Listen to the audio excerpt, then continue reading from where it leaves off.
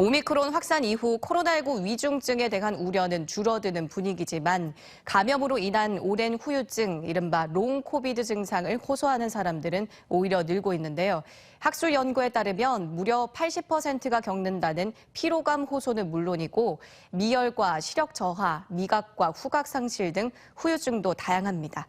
어떻게 극복해야 할지 닥터리포트 이중선 객원의학 전문 기자가 알려드립니다.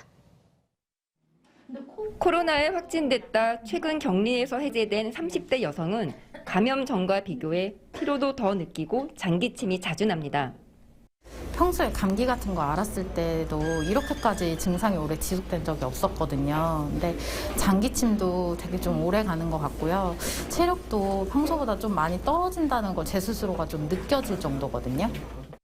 해외 연구 자료를 보면 개인별로 차이는 있지만 확진자 대부분이 후유증을 경험하는 것으로 나타났습니다.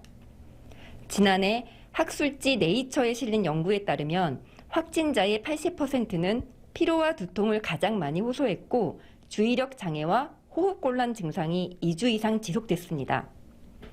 미국 보훈부 연구에서도 코로나에 걸렸던 사람은 걸리지 않은 사람보다 심장마비 위험은 63%, 뇌졸중 위험 52%, 신부전 위험은 69% 높았습니다.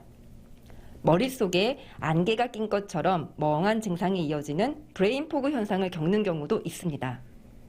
시력이 떨어지거나 미각을 잃는 경우도 있는데 롱코비드 환자들은 주위 시선에 부담을 느껴 증상을 제대로 치료받지 못하는 경우가 많습니다. 후유증 극복을 위해서는 적절한 유산소 운동과 충분한 숙면, 그리고 호흡 관리가 중요합니다. 숨을 코로 2초 정도 들이마신 뒤 입술을 오므리고 천천히 4에서 5초 내쉬는 입술 오므리기 호흡 운동은 호흡량을 늘리는 데 도움이 됩니다. 운동을 좀 시작을 해야 되고 가만히 있으면 회복이 더디니까 숨을 크게 쉬는 이런 운동을 함으로써 더 회복이 빨라질 수 있고 충분한 휴식과 수분 섭취는 필수이며 후각이나 미각 기능을 상실했다면 식초나 겨자 등 향이 강한 음식을 먹는 것이 도움이 됩니다. 증상이 2주 이상 이어질 경우 병원을 찾아 적절한 치료를 받는 것도 중요합니다. TJB 닥터리포트 이중선입니다.